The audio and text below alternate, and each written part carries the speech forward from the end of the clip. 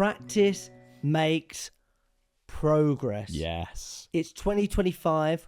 We don't say perfect anymore. We're making progress. We're getting better day by day. It's the 31st of January. It can't be. Where has January gone? Where has January gone? Come back to me, January. The blink of an eye, it's over. All those things you said you were going to do at the start of the month, did you do them? That's the question, isn't it? Don't return to philosophy as a taskmaster, but as patients seek out relief in a treatment of sore eyes or a dressing for a burn or from an ointment. Regarding it this way, you'll obey reason without putting it on display and rest easy in its care. Beautiful. Lovely. And that was Marcus Aurelius. Our friend. Yeah, he was in your year at school, wasn't he? He was naughty, though. A very naughty lad. I'd like to use this episode as like a bit of a reflection, which I think is very fitting for Stoics and salespeople as one. But it's probably been a hard month for salespeople. Getting into it, getting in after the Christmas kind of rush. So Christmas, December, it can be quiet anyway. Then you have a couple of weeks off. You're eating your mince pies. You're drinking your sherry. You've come back. You say, I want this year to be the year I get good. But have you mastered it? I reckon there's a lot of people who had the sure thing, the deal that was coming in after Christmas, and they're still sat there wondering, waiting. Where is it? Where is the sure thing? And look, the theme this month's been all about control, hasn't it? What's in your control and what's not? What's something that you once believed about being in control that you now no longer believe? I think I used to believe that I could cloud others' judgments. Go on. So I think that I had some control on how people would maybe feel towards me. But maybe that comes from a place of people-pleasing more so. So if I am X, then X will feel X about me.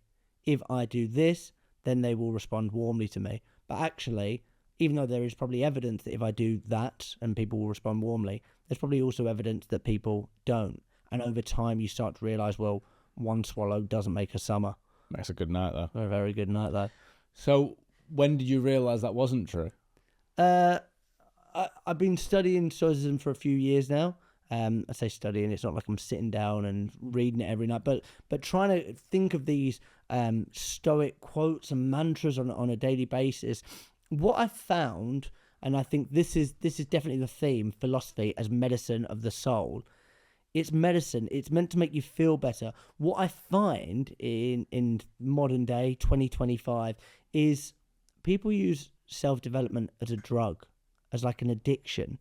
There's all the self-development books, there's all the kind of learning, but without any action. And they're kind of feeding on that. They're getting their dopamine from diving into self-development, but are they actually self-developing? Yeah, that's interesting. I mean, I've said this before, there is no self-development without self-awareness. And that's the thing, isn't it? It's understanding is this a signalling that I'm trying to do? Am I trying to appear as, look what a great salesperson I am, or am I actually just being one? Am I trying to show, well, look at the Rolex, of course I've just hit target. Yeah. Or have I not hit target, but I'm hoping that if people see the Rolex, they'll think I have. You know, these are the things that you need to ask yourself, what am I doing it for? Why do I feel like I need to appear that way? And sales has got this funny ability where it will show you sides of yourself that you either didn't know existed or you thought you'd got rid of. You know what I'm saying? Who am I doing it for? I think that's a great one. And you see it so much on social media with the Rolex and the car. But why? Like, I think the quote is, we buy things we don't need to impress people. We don't like. Fight Club. Yeah, Fight Club. But why? It's just a crazy world. I think probably from people watching home, they can probably tell me and you aren't that materialistic. we don't have fancy watches. We don't buy designer clothes. Like it's not about that. It's the philosophy, and the old school philosophy from the Stoics is just about being content with yourself and having that level of control. Life is going to be hard, okay? Let's face it. Sales is going to be hard. The rest of the year is probably going to be hard. It's going to throw so much shit your way. But what can you actually control? And if you can develop this mindset of, well, it is what it is. Those beliefs, whether they're true or not, it is what it is.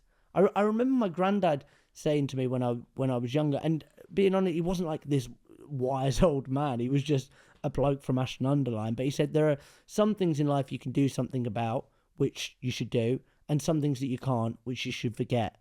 And listening to that now as an adult, I mean, that was Marcus Aurelius in its greatest. Like, it's about controlling the things you can do.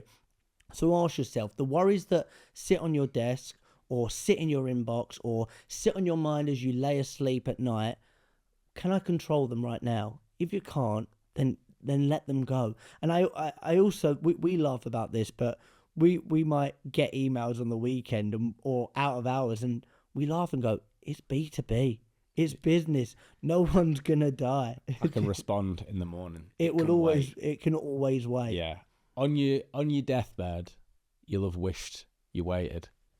That email didn't really need to be delivered, but you could have spent a bit more time with someone who's not here or who's grown up now, instead of responding to that email that they didn't read till 12 o'clock the next day anyway. Exactly.